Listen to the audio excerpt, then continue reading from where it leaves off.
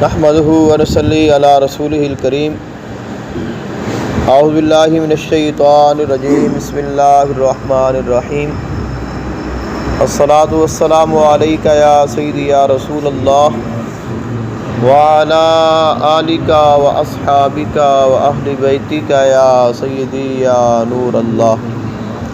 محترم حاضرین، اللہ تعالیٰ نے قرآن مجید فرقان حمید میں ارشاد فرمایا، اِنَّ أَوَّلَ بَيْتٍ وُضِعَ لِلنَّاسِ لَلَّذِي بِبَكَّةَ مُبَارَكًا وَهُدًى لِّلْعَالَمِينَ۔ امام حسین علیہ السلام کی شہادت کے بعد یزید پلید کی طرف سے دو ایسے کام کیے گئے جن کی تاریخ میں مثال نہیں ملتی۔ تین اس نے کام کیے ہے۔ ایک امام حسین علیہ السلام کی شہادت ہے، اور آپ کی شہادت کے بعد مدینہ منورہ پر حملہ، اور اس کے بعد مکہ المکرمہ کے اوپر حملہ اور اس کی بے ادبی اور بے حرمتی۔ مکہ المکرمہ کے بارے میں اللہ تعالیٰ نے قرآن مجید فرقان حمید میں ارشاد فرمایا، سب سے پہلی جگہ جو گھر عبادت کے لیے اللہ تعالیٰ نے وضع فرمایا وہ مکہ المکرمہ ہے۔ یعنی جب یہ کائنات بنی ہے تو سب سے پہلے جس جگہ کو اللہ نے اپنی عبادت کرنے کے لیے منتخب فرمایا وہ مکہ المکرمہ اور مسجد حرام ہے، اور فرمایا فیہ آیات بینات مقام ابراہیم۔ پھر اس میں اللہ تعالیٰ کی بہت زیادہ نشانیاں ہیں، اور اس میں مقام ابراہیم ہے۔ ومن دخلہ کان آمنا، اور جو مکہ میں داخل ہو گیا وہ امن پا گیا۔ مکہ المکرمہ امن کی جگہ ہے، اور فرمایا مکہ المکرمہ ایسا ہے اگر اللہ تعالیٰ نے ہمت اور توفیق عطا کی ہے تو زندگی میں ایک بار مکہ المکرمہ کا حج کرنا، خانہ کعبہ کا حج کرنا صاحب استطاعت پر فرض ہے۔ اس کے علاوہ بھی مکہ المکرمہ کے کئی فضائل ہیں۔ اس میں صفا اور مروہ ہے، اور اس کے علاوہ یہاں پہ زمزم ہے۔ اس کے علاوہ اور بھی اللہ تعالیٰ کی کئی خاص یہاں پہ نشانیاں ہیں، اور مسجد حرام اللہ تعالیٰ نے اس کو اتنی فضیلت عطا کی ہے۔ فرمایا جو شخص یہاں پہ ایک نیکی کرتا ہے اللہ تعالیٰ اسے 1,00,000 نیکی کرنے کا ثواب عطا کرتا ہے۔ اتنی عظمت والی جگہ ہے اور اتنی فضیلت والی جگہ ہے۔ اور اب آپ نے یہ دیکھنا ہے کہ ان لوگوں نے اس مکہ المکرمہ کے ساتھ کیا کیا ہے۔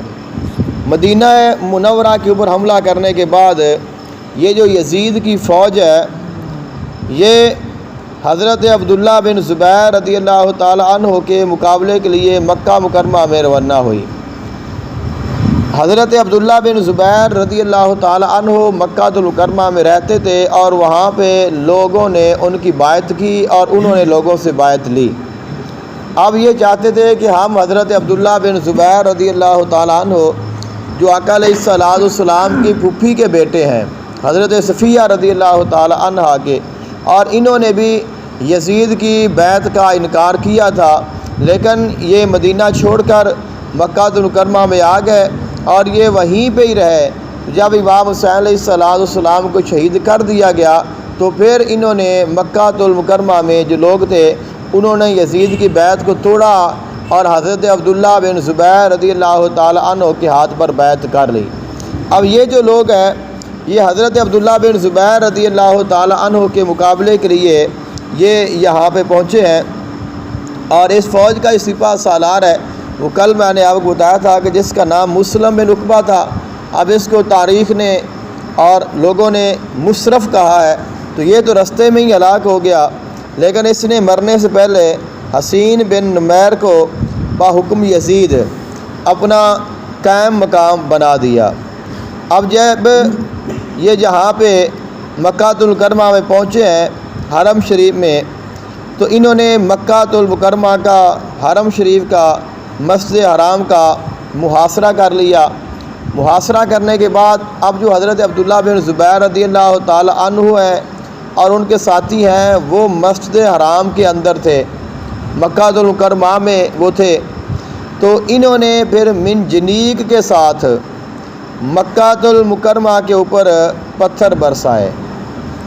منجنیق آپ جانتے ہیں ایک توپ نما چیز ہوتی ہے کہ جس کے ساتھ ایک پتھر کو دور پھینکا جا سکتا ہے۔ تو انہوں نے پھر منجنیق کے ساتھ مکہ المکرمہ یعنی مسجد حرام کے اوپر انہوں نے پتھروں کی بارش کی کہ جس کے ساتھ مسجد حرام کے مینار بھی جو ہے وہ شہید ہو گئے اور خانہ کعبہ کا جو صحن ہے وہ پتھروں کے ساتھ بھر گیا۔ اس کے علاوہ انہوں نے جب پتھروں کی بارش کی ہے تو اس کے ساتھ مسجد حرام اور خانہ کعبہ کی جو دیواریں ہیں وہ بھی شکستہ ہو گئیں اور خانہ کعبہ کی جو چھت ہے وہ گر گئی۔ اور اس کے بعد انہوں نے بس نہیں کی بلکہ انہوں نے پتھر برسانے کے بعد روئی، گندک اور رال کے گولے بھی بنا کر جلا کر پھینکے، جس سے خانہ کعبہ میں آگ لگ گئی۔ تو آگ کے گولے بنا کر یہ پھینکتے رہے کہ جس کے ساتھ خانہ کعبہ کو آگ لگ گئی، یہاں تک کہ خانہ کعبہ کا غلاف بھی جل گیا۔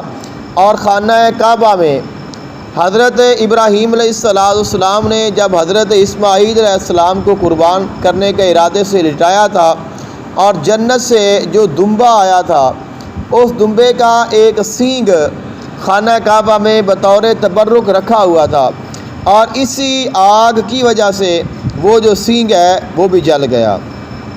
اس کے علاوہ خانہ کعبہ کئی روز تک بغیر غلاف کے رہا اور وہاں کے رہنے والے سخت مصیبت میں مبتلا رہے۔ تو ابھی تک انہوں نے خانہ کعبہ کا محاصرہ کیا ہوا ہی تھا، تو اسی دوران انہیں خبر پہنچی کہ یزید پلید جو ملعون ہے یہ ہلاک ہو گیا ہے اور یہ مر گیا ہے۔ اور اس وقت جب انہوں نے یہ خبر سنی تو ان کے حوصلے پست ہوئے اور انہوں نے خانہ کعبہ کا محاصرہ اٹھا لیا اور حضرت عبداللہ بن زبیر رضی اللہ تعالیٰ عنہ سے صلح کر لی۔ اب آپ یہ اندازہ لگائیں کہ ان لوگوں نے کس قدر اللہ تعالیٰ کے گھر کی بے ادبی اور گستاخی کی ہے۔ اور یہ جو یزید پلید ہے، کوئی لمبی چوڑی اس کو حکومت کرنا نصیب نہیں ہوئی، کل اس نے 3 سال حکومت کی ہے۔ اور 15 ربیع الاول 64 ہجری 39 سال کی عمر میں شہر قمص ملک شام میں یہ ہلاک ہو گیا۔ اور یزید کے مرنے کے بعد اہل حجاز اور یمن اور عراق اور خراسان نے حضرت عبداللہ ابن زبیر رضی اللہ تعالیٰ عنہ کے دست مبارک پر بیعت کی، اور اہل شام اور مصر نے یزید کے بیٹے معاویہ کو اس کا جانشین بنایا۔ معاویہ اگرچہ یزید کی اولاد میں سے تھا لیکن یہ نیک تھا اور صالح تھا اور اپنے باپ کے ناپاک افعال کو دل سے برا جانتا تھا۔ اور جب اس کو حکومت کے اوپر بٹھایا گیا، تخت پر بٹھایا گیا، تو یہ اس تخت پر بیٹھنے کو بالکل تیار نہیں تھا۔ یہ کہتا تھا اس تخت کے لیے آقا علیہ السلام کے نواسے کو شہید کیا گیا، مدینہ منورہ مکہ المکرمہ کی بے ادبی کی گئی، لہذا میں اس تخت پر نہیں بیٹھ سکتا۔ لیکن لوگوں نے مجبور کر کے اس کو بٹھا دیا، لیکن یہ صحیح طور پر ایک دن بھی یہ حکومت نہیں کر سکا۔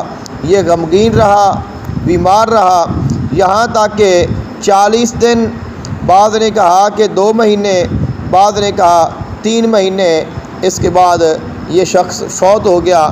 اور یہی سب سے بڑی یزید کے غلط ہونے کی اور اس کے کارناموں کے غلط ہونے کی، ناجائز اور حرام ہونے کی دلیل ہے کہ اس کا اپنا بیٹا ہی اپنے باپ کو برا کہتا تھا، اس کے کاموں کو برا کہتا تھا، یہاں تک کہ جس تخت کے لیے، جس حکومت کے لیے یزید نے اتنے ظلم و ستم ڈھائے، اس کا بیٹا نہ وہ حکومت کرنے کے لیے تیار تھا، نہ اس نے کی، بلکہ اسی غم میں وہ مبتلا رہا اور یہی اس کی موت کا سبب بن گیا۔